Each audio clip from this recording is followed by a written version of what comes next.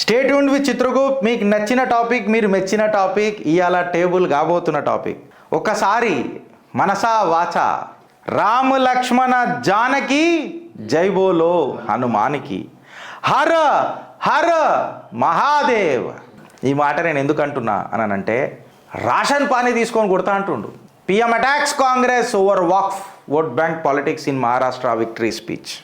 వక్ఫ్ గురించి చెప్పనించక ఛాతీ, అసలు నిజంగా చెప్తున్నా కదా, ఆ స్పీచ్ నిజంగా కనీసం 2-3 సార్లు విన్నా శ్రీధర్ అన్న నేను నిన్న. No place for waqf in the constitution. భారత రాజ్యాంగంలో వక్ఫ్కి అసలు చోటలే, ఓడ్రా తీసుకొచ్చింది ఇది అన్నట్టు మాట్లాడాడు. అంతర్షు మాట్లాడాడు, ఆయన సున్నితంగానే గడపర దించుతాడు.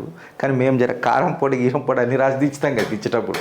ఆయన భక్తులం, ఆయన అనుచరులం, మీరేమన్నా అనుకోని భజన పరులం. Yes, if at all Girish భజన పరుడు మోదీకి అని అంటే దానంత గర్వకారణం లేదని అనుకుంటాను. సో వక్ఫ్ని రాజ్యాంగబద్ధమే కాదని అన్నాడు ఆయన. కాంగ్రెస్ యొక్క అపీజ్మెంట్ పాలిటిక్స్ని ఆయన ఉత్కారేసాడు. సో నాకు తెలిసి ఆ పరమేశ్వరుడు దయ వల్ల 25 నవంబర్ 2024 నాకు తెలిసి ఇలా పార్లమెంట్ శీతాకాల సమావేశాలు ప్రారంభం అవుతాయి. ఇయ్యాలనే ఆ బిల్లు పెట్టేసి దాన్ని గడ్డపార దించుతారని చెప్పి కూడా నేను అనుకుంటున్నా. ఇప్పటిదాకా జేపీసీ 27 మీటింగ్లు చేసింది ఈ వక్ఫ్కి సంబంధించి. జాయింట్ పార్లమెంటరీ కమిటీ పెట్టారు కదా, 27 మీటింగ్లు అయినాయి. దాని రిపోర్ట్ కూడా కంప్లీట్గా జగదాంబికా పాల్ గారు రెడీ చేసి పెట్టారు.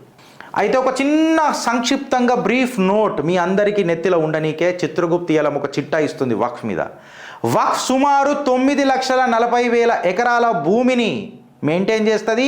8.7 lakh ప్రాపర్టీస్లా 9.4 lakh ఏకర్స్ ఆఫ్ ల్యాండ్ని కంట్రోల్ చేస్తుంది. Estimated value of this properties or land is 1.2 lakh crore.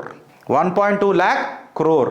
ఇది భారతదేశంలోనే 3వ స్థానంలో అత్యంత ల్యాండ్ బ్యాంక్ ఉన్న ఒక ఆర్గనైజేషన్ వక్ఫ్. మన రైల్వేస్ తర్వాత, డిఫెన్స్ తర్వాత అత్యంత ల్యాండ్ బ్యాంక్ ఉన్న సంస్థ ఏదన్నా ఉన్నది భారతదేశంలో అంటే అది వక్ఫ్. భారతీయ జనతా పార్టీ వక్ఫ్ని ఎందుకు అమెండ్మెంట్ చేస్తా అన్నది అని అంటే, కాంగ్రెస్ ఈయన చరిత్ర 1995లా ఈ వక్ఫ్ అనే దాన్ని తీసుకొని వచ్చి మన భూములు మనకు కాకుండా వక్ఫ్కి రిజిస్టర్ చేసుకుంటా ఒక ల్యాండ్ జిహాద్ని లీగలైజ్ చేసిన లా వక్ఫ్. ఇవాళ మెజారిటీ ఆఫ్ ది వక్ఫ్ ఎవరైతే ఉన్నారో ఈ అమెండ్మెంట్ బిల్లు తీసుకొస్తే ఏమవుతుందో చెప్తున్నా. ఇవాళ మెజారిటీ ఆఫ్ ది మెంబర్లు ఎవరైతే ఉన్నారో, మెజారిటీ ఏంది, all the members of the waqf are appointed by the waqf board, ఇప్పుడు ఈ అమెండ్మెంట్ వచ్చిన తర్వాత ప్రభుత్వం ఆ వక్ఫ్ మెంబర్లను డిసైడ్ చేస్తుంది. భారత్ మాతాకి జై. ఇంకొక చిన్నది ఏంటంటే, సుమారు భారతదేశం మొత్తంలో 30 వక్ఫ్ బోర్డులు ఉన్నాయి. ఇవి అగ్రికల్చరు, బిల్డింగ్సు, మజర్సు, గ్రేవ్యార్డ్సు, ఈద్గాలు, కానాలు, మదర్సాలు, మాస్కులు, ప్లాట్లు, పాండ్లు, స్కూళ్ళు, కాలేజీలు, షాపులు, ఇక నువ్వేమన్నాను గవన్నీ, ఇవన్నిటి వీళ్ళు మెయింటైన్ చేస్తారు. సుమారు 40,951 కేసెస్ ఇప్పటికీ వక్ఫ్ ట్రిబ్యునల్లో పెండింగ్ ఉన్నాయి. ఎన్ని కేసులు? 40,951 కేసెస్. అందులో 9,942 కేసులు ముస్లింలు వక్ఫ్ బోర్డు మీద వేసారు. నాన్ ముస్లిమ్స్ అంటలే నేను, నార్మల్గా 40,951 కేసులు వక్ఫ్ ట్రిబ్యునల్లో పెండింగ్ ఉన్నాయి. ముస్లింలు వక్ఫ్ బోర్డు మీద వేసిన కేసులు ఎన్ని ఉన్నాయి? 9,942. అంటే కేవలం హిందువులకే ప్రాబ్లం కాదు, ఇది ముస్లింలకు కూడా. Can Waqf board claim any property under section 40 of the Waqf act అని అంటే, వక్ఫ్ బోర్డ్ అనేది ఫాలోవర్స్ ఆఫ్ ఇస్లాం ఎవరైతే ఉంటారో వాళ్ళు డొనేట్ చేసిన భూమిని క్లెయిమ్ చేసుకోవచ్చు.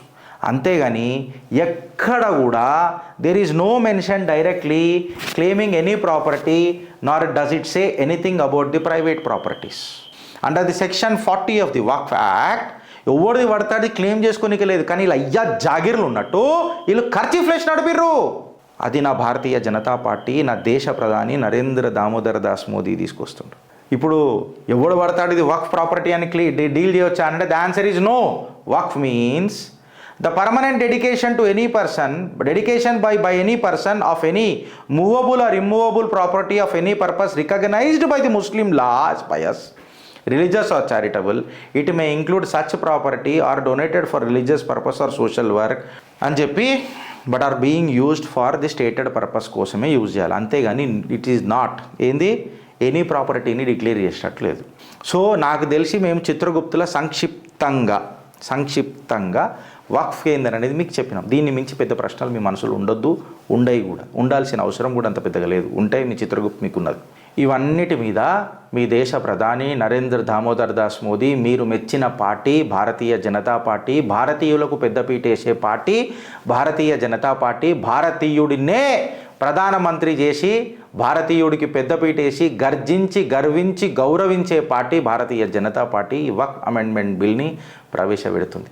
తన ఆ రోజు విక్టరీ స్పీచ్లా ఇది అన్కాన్స్టిట్యూషనల్, రాజ్యాంగంలో వక్ఫ్కి చోటే లేదు, డంకేపే చోట్ దిగిండు నా దేశ ప్రధాని, డంకేపే చోట్ దిగిండు, గడ్డపార దించనీకే దించుతాడు. ఆర్టికల్ 370 ఆ రోజు అన్నాడు, చేసిండు. రామ జన్మభూమి కోసం మాట్లాడిండు, ప్రాణ ప్రతిష్ఠ చేసిండు. వక్ఫ్ మీద కన్ను ఎర్ర చేసిండు, భస్మం చేసేదాకా వదిలిపెట్టాడు. భారత్ మాతాకి జై. ఈ భారత్ మాతాకి జై పార్లమెంట్ దాకా వినిపించాలి ఫ్రెండ్స్ మీ మనసులలో.